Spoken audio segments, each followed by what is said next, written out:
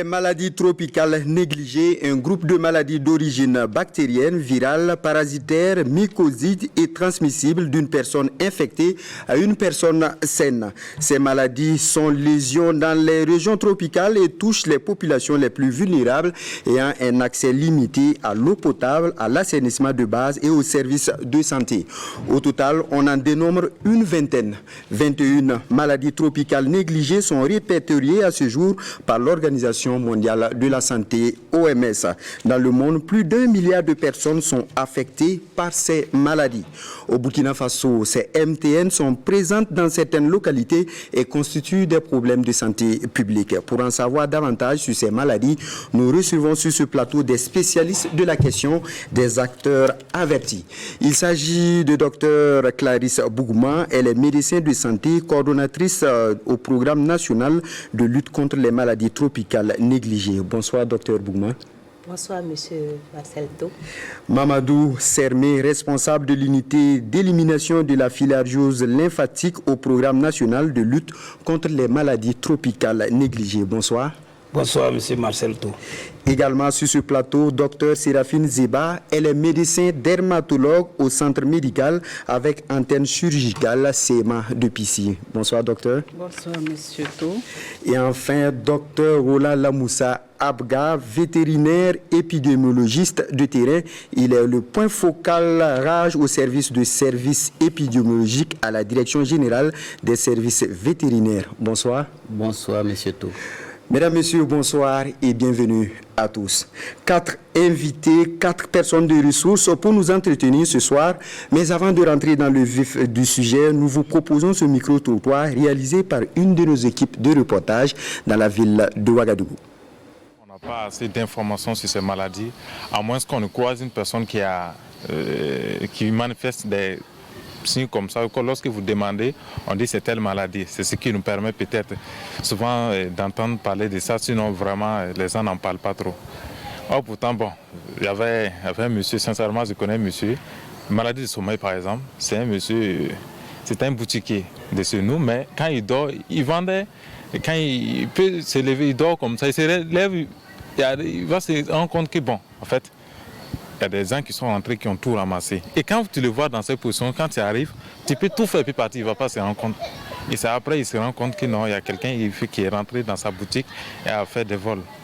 Donc je pense que bon, ça c'est un des cas que j'ai vu. Sinon à part ça, il y a des lèpres aussi. Une fois, j'ai croisé une dame, je l'ai vue, elle ressemblait plutôt à une folle. J'ai essayé de savoir si elle ne se sentait pas, on m'a dit que c'était la lèpre. Mais bon. Sauf que vraiment, on ne parle pas trop de ça. Et je pense que s'il y avait une possibilité qu'on prenne des dispositions pour ces maladies, ça allait beaucoup aider. Non, pas vraiment. À ma connaissance, c'est des maladies qui existaient bien avant. Mais quand même, maintenant, il y a des mesures qui ont été prises. Et puis, bon, c'est plus vraiment ça. On ne rencontre plus vraiment de cas. Les maladies tropicales négligées. Négligé, je ne sais pas trop, mais je dirais peut-être peu connu ou méconnaissable. J'entends parler, tel que l'éléphantiasis. Voilà. On peut parler aussi de quelle maladie encore, pas le choléra. Oui, la lèpre, oui. La lèpre, oui. Vous avez été déjà face à ce fait d'une de ces maladies? Oui. Mais il y a très longtemps, ça vaut minimum 15 ans. Et malheureusement, la personne a perdu la vie suite à ça. Est-ce que selon vous, la maladie existe toujours? Bon, est-ce qu'elle existe toujours de nos jours? Je ne le saurais le dire. Mais ce que je sais, c'est qu'il y a quelques personnes qui ont toujours les séquelles de ces maladies-là, en tout cas. Voilà, le décor est ainsi planté. Nous nous retournons à présent vers nos invités. Tout d'abord, Dr Clarisse Bougma, vous l'avez entendu dans le micro-trottoir. Alors, pour commencer, dites-nous pourquoi ces maladies sont-elles qualifiées de négligées? Qu'est-ce qu'elles ont de si particulier? Ok, merci monsieur Marcel To. Mais avant de répondre à votre question, permettez-moi tout d'abord de vous dire merci de nous recevoir sur votre plateau. et surtout de dire qu'au nom des plus hautes autorités du ministère de la Santé, voilà, nous vous remercions pour l'opportunité qui nous est offerte aujourd'hui, voilà, de vous parler des maladies tropicales négligées. Voilà, c'est le devoir de la RTV. Ok, merci beaucoup. Alors, pourquoi ces maladies sont taxées de négligées? Alors, il faut dire que ce sont des maladies qui n'ont pas toujours été prises en compte dans l'agenda mondial de la santé publique. Alors, pour parler simplement, ça veut dire que ce sont des pathologies qui n'ont pas toujours eu les financements conséquents, qui n'ont pas toujours eu l'attention qu'il fallait. Alors, en termes de financement et comparativement à d'autres maladies, il n'y a pas de financement pour lutter contre ces maladies-là. Et en termes d'attention, on se rendra compte que les chercheurs, quand vous essayez par exemple de rechercher sur Internet quelles sont les publications qui ont été faites par rapport à ces 21 maladies tropicales négligées, bon, il n'y en a pas beaucoup. Il n'y en a pas beaucoup. Et enfin, il faut dire que c'est une maladie de la pauvreté. Je pense que vous-même, vous l'avez dit en introduction, ce sont des personnes vulnérables qui sont atteintes par cette maladie, des gens qui ont peu d'accès à l'eau, à l'assainissement. Donc, c'est tous ces caractères-là qui font qu'on qualifie ces 21 maladies-là de maladies tropicales négligées. Alors, merci docteur pour ces précisions. Monsieur Mamadou Sermé, on a envie de savoir quelles sont les principales maladies tropicales négligées présentes au Burkina Faso et quelles sont les régions les plus touchées. Merci bien, monsieur Marcel Tho. Comme vous l'avez dit dans votre introduction, l'Organisation mondiale de la santé a dénombré 21 maladies tropicales négligées. Je vous l'ai dit ici, au Burkina Faso, nous sommes concernés par 20 d'entre ces maladies-là, soit pour la lutte ou pour la surveillance. Et ces maladies sont présentes au Burkina et la population burkinabé est touchée également. Elles constituent de ce fait un problème de santé publique. Alors je vais vous en citer quelques-unes qui sont les plus connues, comme nous avons vu aussi dans le reportage. Et ces maladies-là, on les classe en deux groupes. Le premier groupe, ce sont les maladies qui sont ciblées pour le traitement de masse, pour pouvoir interrompre la transmission. Et parmi ce groupe-là, il y a la filario-lymphatique ou l'éléphantiasis, il y a la cystosomiase ou bilharziose, il y a le trachome, il y a les vers intestinaux et il y a l'onchocercose ou la cécité des rivières. Okay.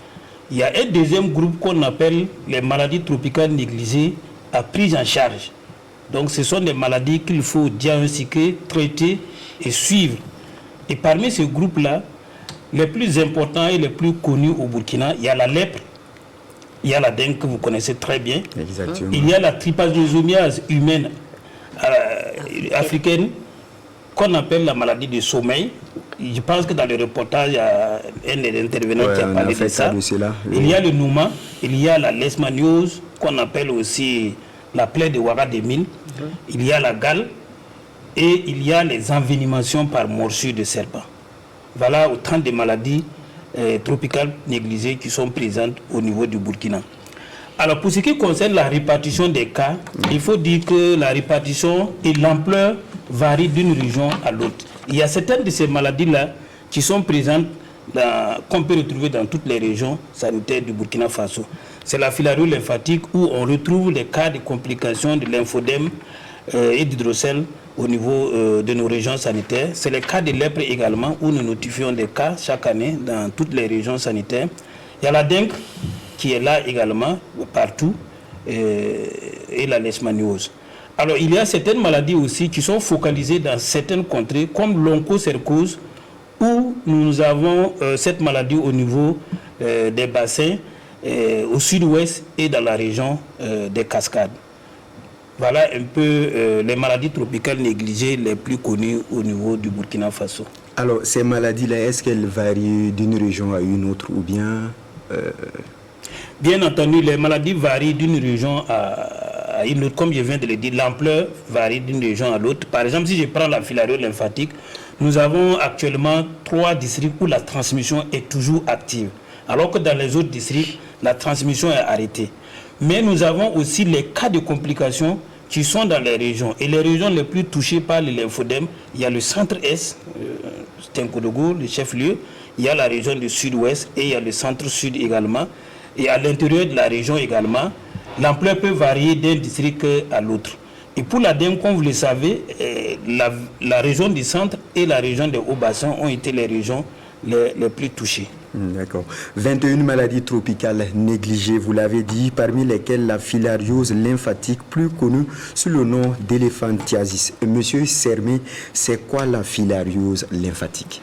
Merci bien pour cette question. Je crois que dans le reportage, l'éléphantiasis, voilà, c'est connu sous le nom de l'éléphantiasis. C'est une des maladies tropicales négligées.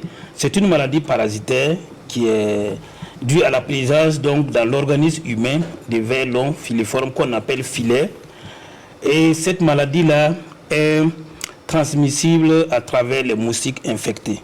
Et au Burkina Faso, c'est l'anophèle femelle, encore lui, qui est responsable de la transmission du paludisme, qui transmet également la filariose lymphatique. Alors, cette maladie se manifeste sous diverses formes. Alors, vous avez des personnes qui peuvent héberger des parasites, mais qui ne manifestent aucun signe visible. Oui. Voilà. Et c'est ça que nous appelons les manifestations asymptomatiques. Mais ces personnes restent des réservoirs et peuvent transmettre la maladie. À tout moment. À tout moment. Et ça, c'est extrêmement important lorsque nous faisons des actions de lutte. Certaines personnes pensent que, bon, je me sens bien, voilà, donc je ne vais pas adhérer aux stratégies de lutte.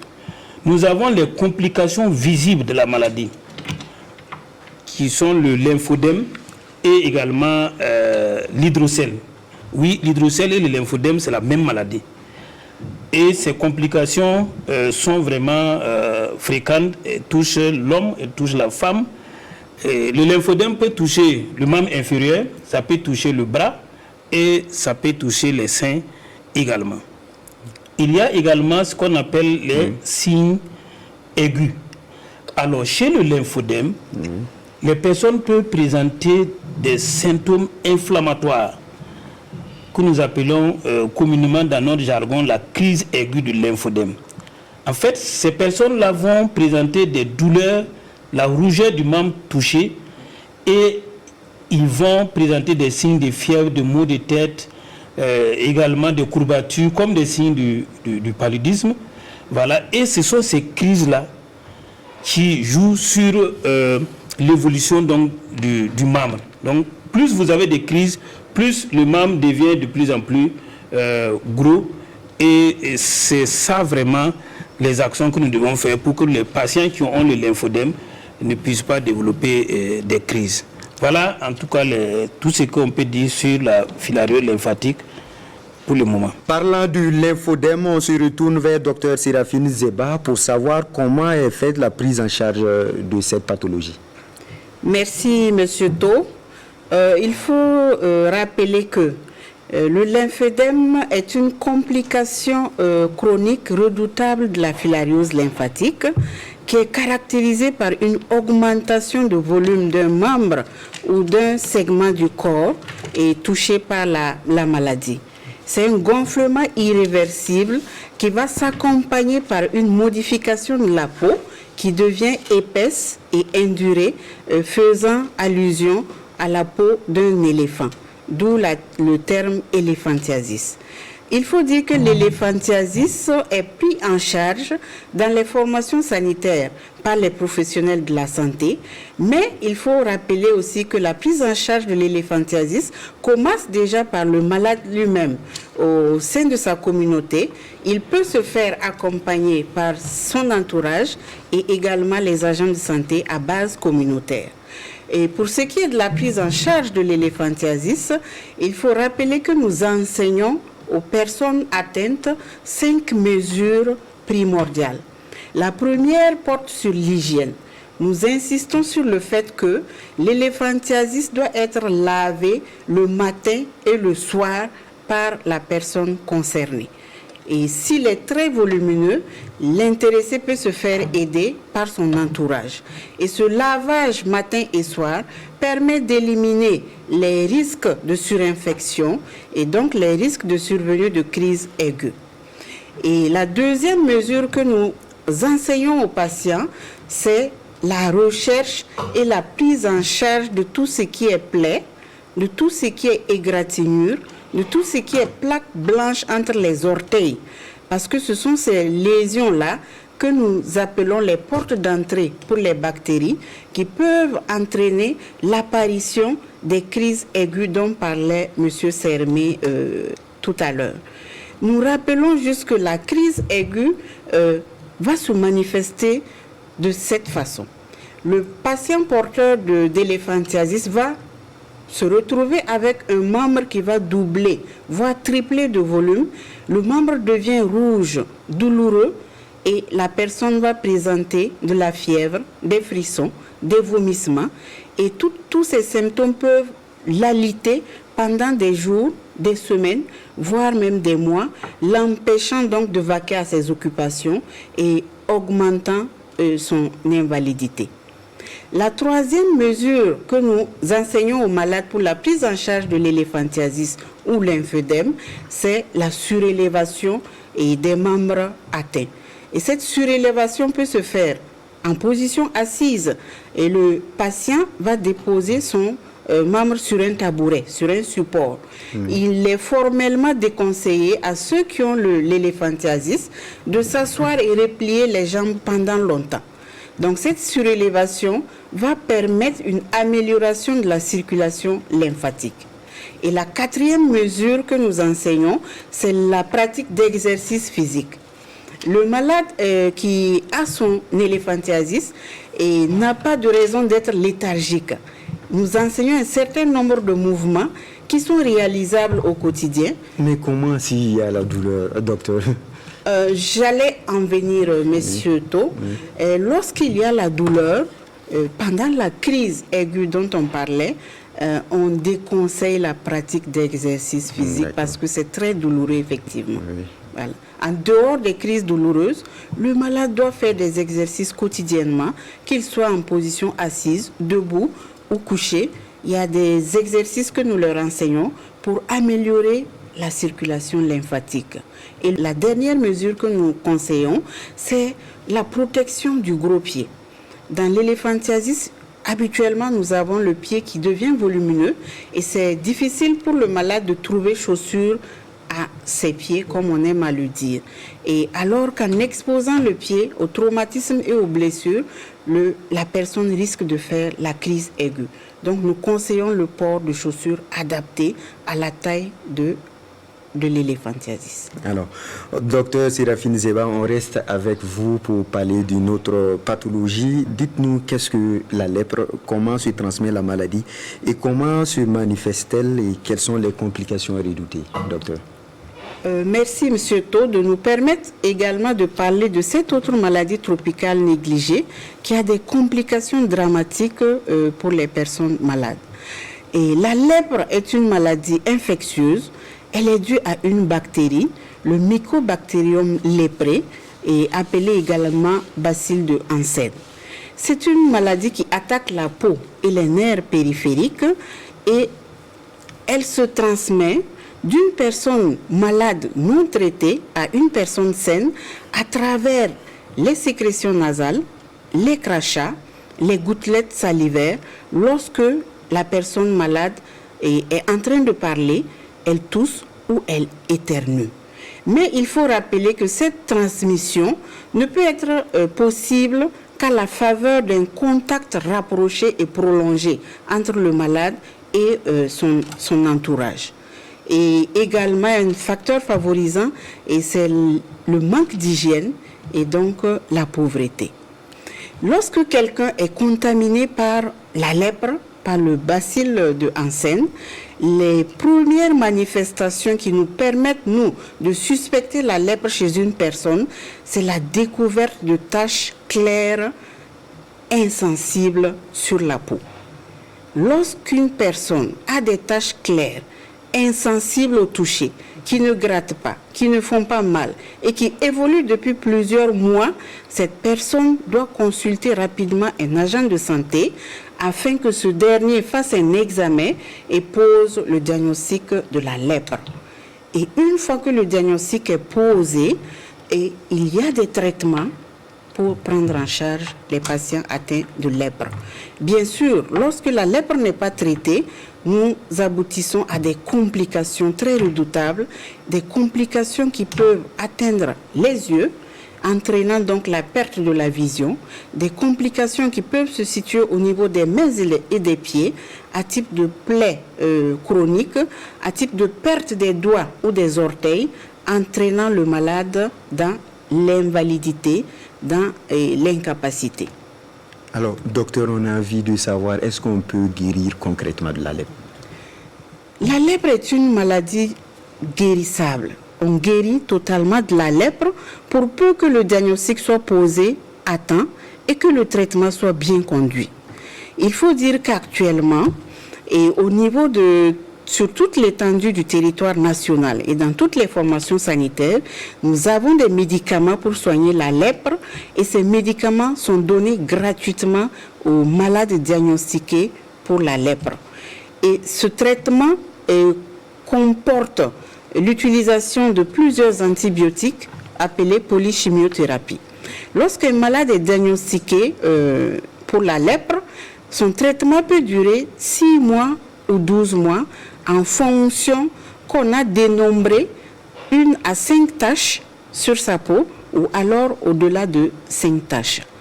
Il faut dire que avec le traitement médicamenteux, on guérit totalement de la lèpre sans séquelles. Mais lorsqu'il y a des complications dont nous avons parlé tantôt, nous devons les prendre en charge. Nous devons travailler à ce que le malade, lorsqu'il est guéri, puisse être réinséré sur le plan socio-professionnel. Nous devons travailler à ce que ces patients-là puissent bénéficier d'un accompagnement psychosocial. Alors, parmi ces 21 maladies tropicales négligées, il y a la bilharziose. Elle est également une réalité. Nous nous retournons vers M. Mamadou Sermé pour son mode de transmission et comment elle se manifeste. M. Sermé. Merci Marcel Tau, encore une fois de plus, pour que nous puissions parler de cette maladie tropicale négligée qui constitue un problème de santé au Burkina, la schistosomiase. La schistosomiase, c'est une maladie parasitaire et qui est causée par des germes que nous appelons les schistosomes. Et cette maladie, il y a 2 formes. Il y a la forme urinaire qui porte le nom de bilharziose, mais il y a également la forme intestinale. Alors, on contracte cette maladie-là au contact d'eau sale, souillée ou contaminée, en tout cas par le péril fécal ou les urines infectées des personnes malades. Alors, ça se passe comment? Les gens se contaminent généralement à travers les activités quotidiennes comme l'agriculture, comme la pêche, et au contact des eaux, en tout cas, qui sont contaminées. La contamination se fait par contact direct avec la peau. Et les enfants de moins de 5 ans sont les plus touchés parce qu'ils ont des habitudes de jeu, de natation et également de pêche qui les exposent le plus à ces maladies-là et à ces contacts avec ces eaux qui sont contaminées. Alors la maladie se manifeste pour la forme urinaire, c'est la présence de sang dans les urines qui est vraiment le signe cardinal, le principal signe de la maladie.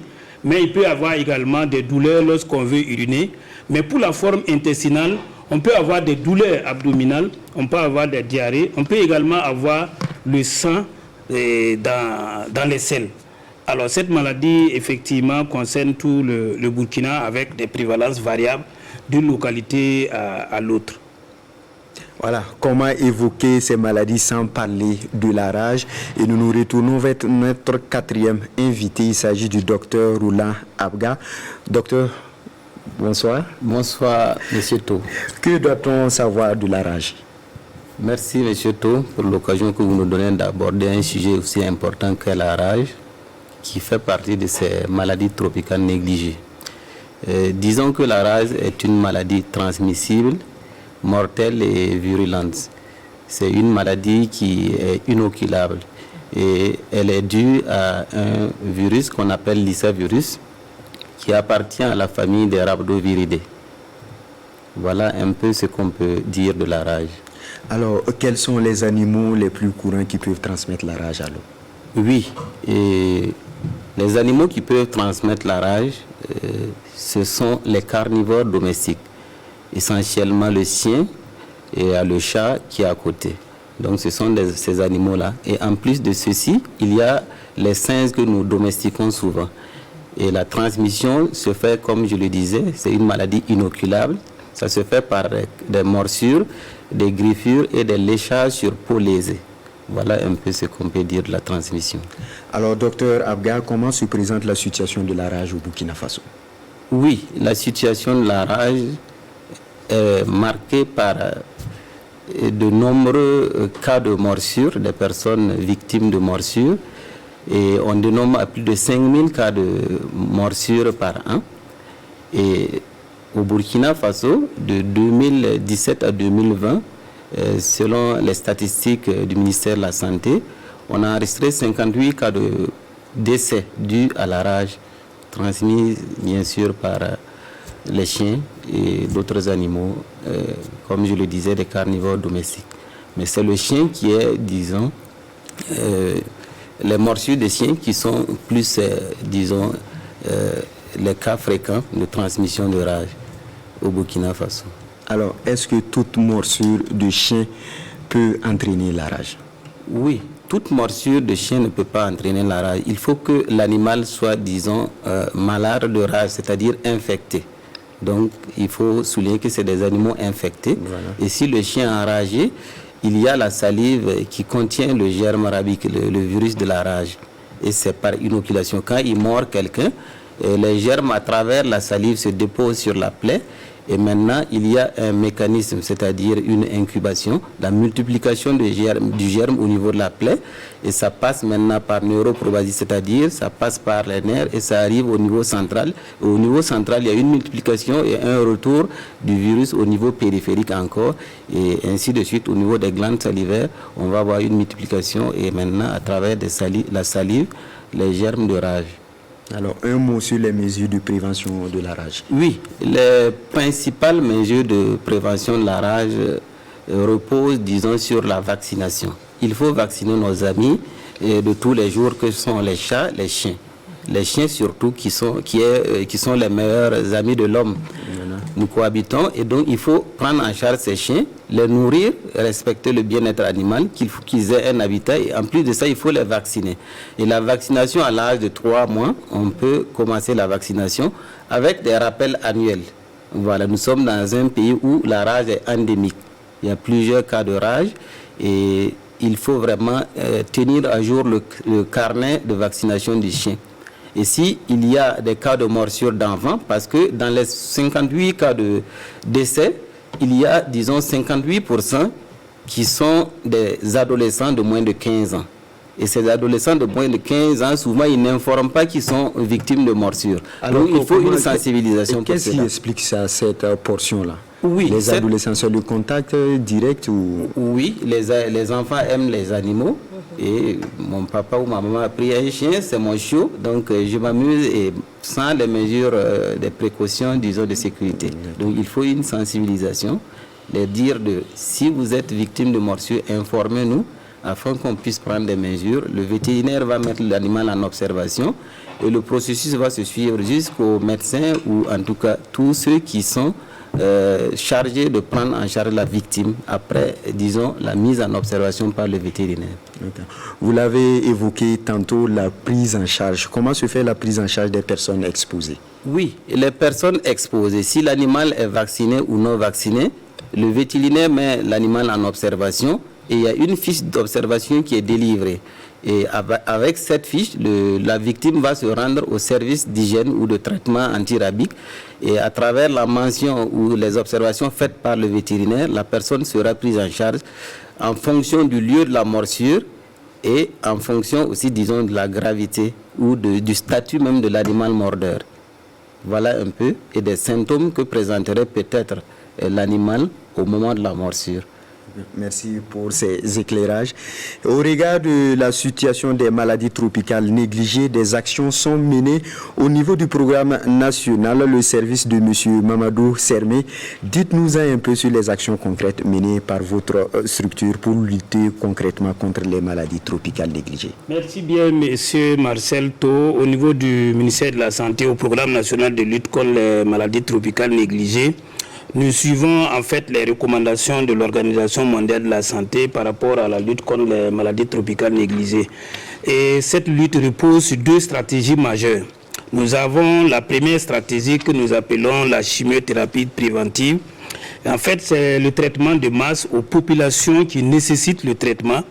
C'est généralement les personnes de 5 ans et plus que nous traitons avec l'appui donc des agents de santé et des agents de santé communautaires qui passent ménage par ménage pour administrer ces médicaments qui sont des antiparasitaires, qui sont sûrs et efficaces et qui permettent de soigner les personnes qui sont infectées, mais aussi de réduire la transmission.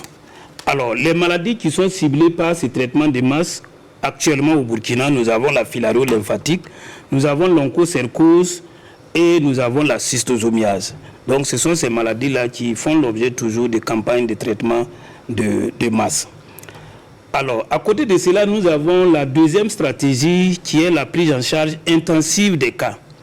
Ici, il s'agit de détecter, de diagnostiquer, de traiter et de faire un suivi personnalisé des cas.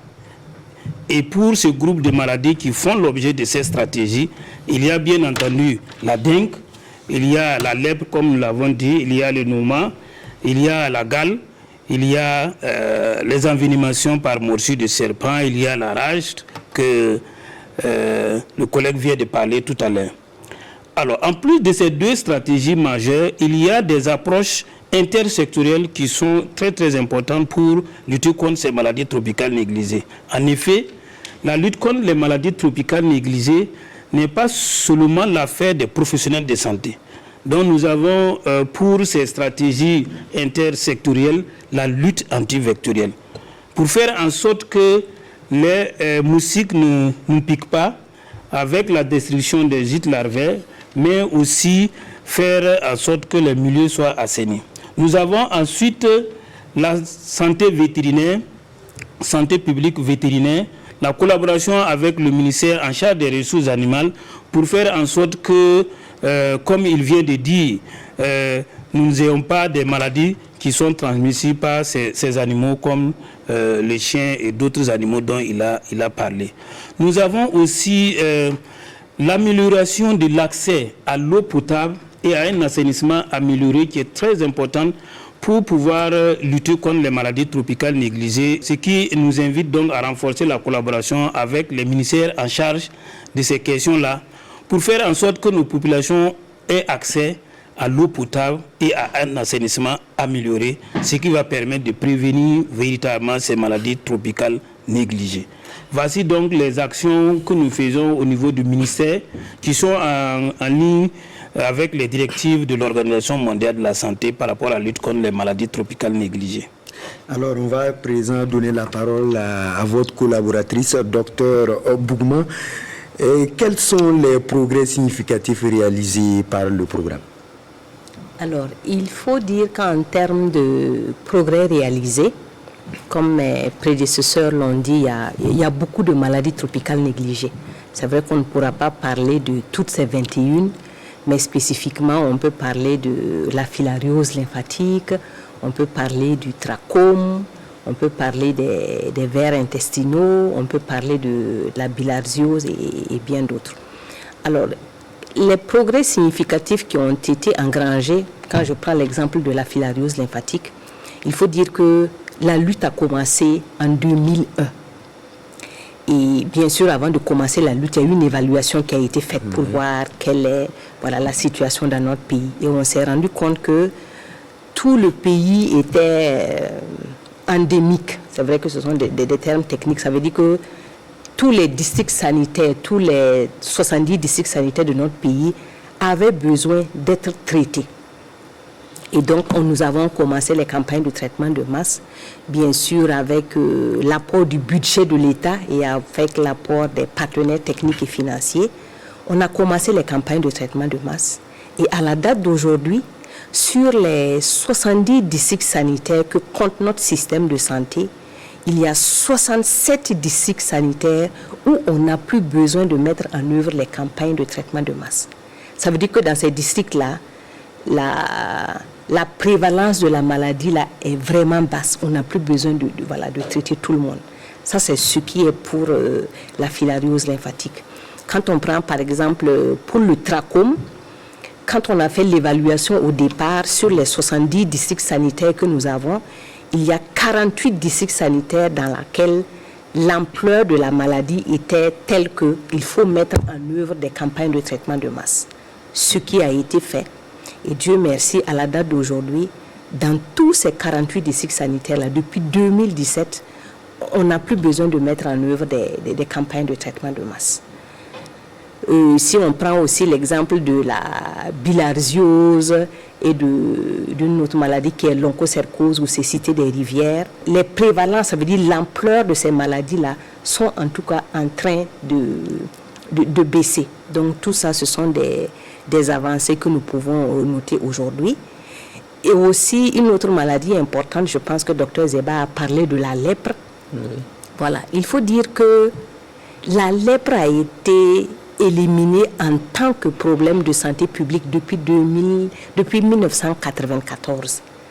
Alors, qu'est-ce que cela veut dire? Ça veut dire que depuis 1994... 30 ans aujourd'hui. Voilà, nous avons moins de 1 cas pour 10 000 habitants. Nous avons moins de 1 cas de lèpre pour 10 000 habitants. Mais cela ne veut pas dire que c'est fini. Même si c'est salutaire. Exactement. Malheureusement, chaque année, nous avons en moyenne 200 nouveaux cas de lèpre qui sont enregistrés dans notre pays. Alors qu'aujourd'hui, on devait avoir 0 cas de lèpre. Mais bon, on peut dire que c'est une avancée, mais il y a encore quelque chose à faire. Une autre maladie dans laquelle nous pensons que les avancées sont significatives, c'est le ver de Guinée. Je pense que beaucoup de gens connaissent le ver de Guinée. C'est une maladie tropicale négligée. Et heureusement, grâce à l'action toutes les actions que le ministère de la Santé a mis en œuvre, depuis 2011, l'Organisation mondiale de la santé a estimé que le Burkina Faso est exempt de ver de Guinée. Ça veut dire que depuis 2011, nous n'avons plus enregistré pas un seul cas de ver de Guinée. Bien sûr, il y a la surveillance qui se poursuit jusqu'à aujourd'hui, pour nous assurer que quelque chose, que nous n'avons pas de cas de ver de Guinée. Et enfin, pour terminer, une autre maladie dans laquelle les avancées sont importantes, c'est la trypanosomiase humaine africaine, ou maladie du sommeil. Voilà. Je pense que de par le passé, on avait beaucoup de cas de trypanosomiase humaine africaine au Burkina. Et pour la preuve, il y a un centre qui s'appelle le centre Trypano. Et c'est actuellement à ce niveau-là que les bureaux du Programme national de lutte contre les maladies tropicales négligées se trouvent. Mais Dieu merci, avec toutes les actions qui ont été mises en œuvre, depuis 2015, nous n'avons plus enregistré pas un seul cas autochtone de trypanosomiase humaine africaine. Donc ce sont vraiment des avancées qu'il faut noter, et cela vraiment est dû à tous les efforts que le ministère de la Santé, avec l'appui de ses partenaires, ont mis en œuvre. Alors, docteur Bougma, autant d'avancées, est-ce que malgré cela, y a-t-il encore des défis auxquels le Burkina Faso est confronté dans cette lutte contre les MTN? Oui, il faut dire que malgré toutes ces avancées, nous avons des défis face auxquels nous nous battons aujourd'hui. Je vais commencer par le défi que tout le monde connaît, que le défi qui frappe tous les secteurs, c'est l'insécurité. Alors, il faut dire que le programme maladie tropicale négligée est un programme terrain. Ça veut dire que nous avons beaucoup d'activités que nous déroulons sur le terrain. Nous allons au contact de la communauté. Nous allons dans les villages, nous menons des enquêtes, nous distribuons des médicaments. Et malheureusement, l'insécurité dans certaines zones nous empêche de mettre en œuvre ces activités-là. Alors, un autre défi auquel nous sommes confrontés, je pense que M. Sermet l'a dit dans sa présentation pour ce qui est de la lutte contre la filariose lymphatique. Nous l'avons dit, sur les 70 districts sanitaires, nous avons 67 districts sanitaires aujourd'hui où on n'a plus besoin de traiter massivement les populations parce que l'ampleur de la maladie ne le nécessite plus. Donc, il nous reste 3 districts. Et ces 3 districts, véritablement, on se pose des questions aujourd'hui, voilà, du pourquoi ces 3 districts n'ont pas pu passer. Donc là également, c'est véritablement un défi pour nous. Un autre défi que nous devons relever, c'est vraiment le renforcement de la collaboration intersectorielle. Parce qu'on va le voir, pour lutter efficacement contre les maladies tropicales négligées, le seul ministère de la Santé ne peut pas le faire, même si on donne tous les milliards possibles. Parce qu'il y a beaucoup de maladies tropicales négligées, et je pense que dans votre introduction, vous l'avez dit, ce sont des populations qui sont confrontées à des accès limités en eau potable, en assainissement. Bon, et je pense que ce sont des aspects qui ne sont pas véritablement dans les cordes de monsieur le ministre de la Santé. Il y a également beaucoup de maladies tropicales négligées qui sont dues à des vecteurs. Quand on prend par exemple la filariose lymphatique dont M. Sermet en a parlé, c'est lié à des moustiques. Le même moustique qui donne le paludisme. Oui, voilà, c'est le même moustique qui donne la filariose lymphatique. Donc il faut qu'on lutte contre les vecteurs, comme nous le disons. Et là, c'est véritablement les municipalités qui peuvent nous aider, l'urbanisation de la ville qui peut nous aider à lutter contre ces vecteurs. Donc voilà un certain nombre de défis face auxquels nous faisons face. Alors, mesdames, messieurs, parlons maintenant de la journée mondiale de la lutte contre les MTN. À quoi répond cette journée, Dr Bougma? Alors, il faut dire, monsieur To, que oui, il y a une journée mondiale de lutte contre les maladies tropicales négligées. Oui, contre ces maladies que beaucoup de gens ne connaissent pas. Je pense qu'à travers le micro-trottoir, on se rend compte que les gens ne connaissent pas véritablement c'est quoi les maladies tropicales négligées. Et pour la petite histoire, il faut dire que c'est en novembre 2019 que la décision d'instituer une journée mondiale de lutte contre ces maladies-là a été faite. C'est lors d'une réunion qui s'est tenue au niveau des Émirats arabes unis à Abu Dhabi, une réunion qui était faite sur la lutte contre la poliomyélite. Et on a estimé que on a parlé également des maladies tropicales négligées. La proposition a été faite. Donc on a dit il faut qu'on instaure quand même une journée mondiale contre ces maladies tropicales négligées. Donc c'était en novembre 2019. Voilà. Donc en janvier 2020 et en janvier 2021, tous les pays qui adhéraient à cette idée qui a été proposée ont mis en œuvre, chacun de son côté, et certaines activités. Dans certains pays, on a fait des illuminations des monuments. Dans certains pays, on a fait des reportages télé. Et pour ce qui est du Burkina, en 2020, nous avons eu l'opportunité de passer au journal télé de 20h pour parler des maladies tropicales négligées. Et ce n'est que le 31 mai 2021 que l'Assemblée mondiale de la santé a officiellement pris une décision qui dit oui, le 30 janvier, c'est la journée mondiale de lutte contre les maladies tropicales négligées. Donc vous voyez, c'est relativement récent. Et pourquoi le 30 janvier? 30 janvier, parce qu'on se rappelle que c'est le 30 janvier 2012 qu'il y a eu la déclaration de Londres.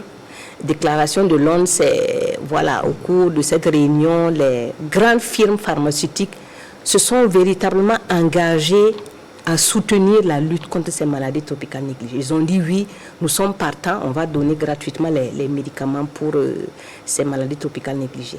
Et aussi, le 30 janvier a été choisi parce que c'est le 30 janvier 2012 que l'Organisation mondiale de la santé a déroulé ce qu'ils appellent la première feuille de route pour la période 2012-2020.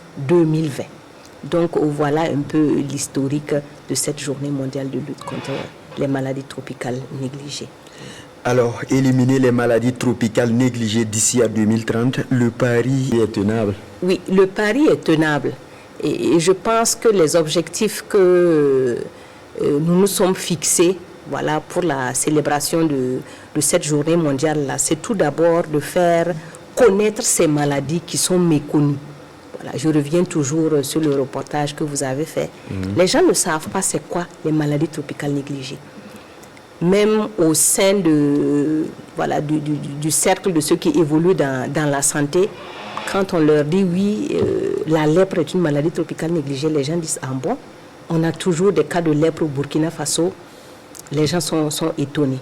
Oui, donc l'objectif c'est de véritablement faire connaître ces maladies-là. Un deuxième objectif c'est véritablement de faire savoir que ces maladies-là ont des souffrances. Voilà, il y a des souffrances qui sont derrière, qui sont méconnues, et il est véritablement important en tout cas qu'on s'unisse pour lutter contre ces maladies afin que les populations puissent retrouver une meilleure qualité de vie. Et aussi, nous nous battons aujourd'hui en tout cas pour mobiliser des ressources pour lutter contre ces... C'est le nerf de la guerre. Exactement, monsieur Tou, c'est le nerf de la guerre. Tout tourne autour de l'argent aujourd'hui et nous pensons que si vraiment tout le monde se mobilise, le secteur privé se mobilise, voilà, chacun met la main à la poche comme on le dit, voilà, on peut y arriver. Alors vous avez tantôt parlé de la lèpre. Quels sont les autres MTN que le Burkina... La cible du Burkina Faso dans le cadre de l'élimination de ces maladies-là? Alors, c'est vrai qu'en dehors de la lèpre, il y a un certain nombre de maladies tropicales négligées pour lesquelles nous pensons en tout cas que d'ici l'horizon 2030, c'est vraiment notre objectif. On peut éliminer ces maladies-là. Je pense que M. Sermé en a parlé plus tôt dans son introduction. Alors, en dehors de la lèpre, nous avons parlé de la filariose lymphatique, de l'éléphantiasis. Voilà. Il ne nous reste que 3 districts. Et nous sommes fort confiants qu'avec toutes les activités que nous mettons en œuvre actuellement, en tout cas, nous allons arriver à bout de cette maladie avant 2030. Également, une autre maladie pour laquelle nous pensons que le challenge est possible, c'est le trachome. Voilà, le trachome, nous avons parlé tantôt que tous les districts où le problème était important, voilà, en termes techniques, tous les districts où la maladie était endémique ont été traités et aujourd'hui n'ont plus besoin d'être traités. Donc nous pensons qu'avant 2030, nous pouvons en tout cas célébrer l'élimination de la trypanosomiase humaine africaine au Burkina. Et avant de terminer, je vais spécifiquement parler de la trypanosomiase humaine africaine, voilà, ou maladie du sommeil. Nous avons dit que depuis 2015, nous n'avons pas enregistré un seul cas pour cette maladie. Et nous pensons véritablement que bien avant 2030, nous pourrions en tout cas célébrer l'élimination de cette maladie tropicale négligée. 21 maladies tropicales négligées, dont la rage. Et nous nous retournons vers Dr Abga pour son mot de fin. Merci, M. Tau. En mot de conclusion, nous allons dire seulement que la rage est une maladie mortelle, transmissible par morsure de chiens ou d'autres carnivores domestiques. Et il y a aussi d'autres animaux, en plus des chiens, qui peuvent faire la maladie, comme les ruminants, les ovins, les moutons, les chèvres et les bovins. Ce ne sont pas des animaux qui manifestent couramment ou qui font couramment la rage, mais ils font partie aussi des animaux sensibles. Donc s'il y a des cas, disons des manifestations, des symptômes de rage, c'est-à-dire les symptômes de rage furieuse, de rage muette, c'est-à-dire des cas d'aboiement des chiens, des cas, disons, d'agressivité, des cas d'hypersalivation, ou au niveau de la rage muette ou paralytique, s'il y a des paralysies, des membres inférieurs ou postérieurs des animaux, il faut signaler au service vétérinaire. Il y a aussi le fait qu'il faut poser de premiers actes pour, disons, quand on est exposé. Quand on est mordu par un chien ou un chat ou autre animal, il faut déjà laver la plaie à grande eau savonneuse pour, disons, débarrasser la plaie d'une grande partie des germes. Il faut aussi, disons, faire recours à un vétérinaire pour mettre l'animal en observation. Pour les personnes qui manipulent régulièrement les chiens ou qui élèvent des chiens, il faut aussi se vacciner parce qu'il y a des vaccins pour les humains. Et aussi, il y a des sérums aussi, et même si on découvre tardivement qu'il y a eu cas de morsure, il y a des sérums aussi au niveau du ministère de la Santé. Il y a du personnel qui prend en charge aussi les victimes de morsure si ce n'est pas tard. Il y a aussi qu'il faut saluer le ministère de l'Agriculture, des Ressources animales et halieutiques qui cette année, pour la campagne 2024-2025, a posé des actes louables. Il s'agit de quoi?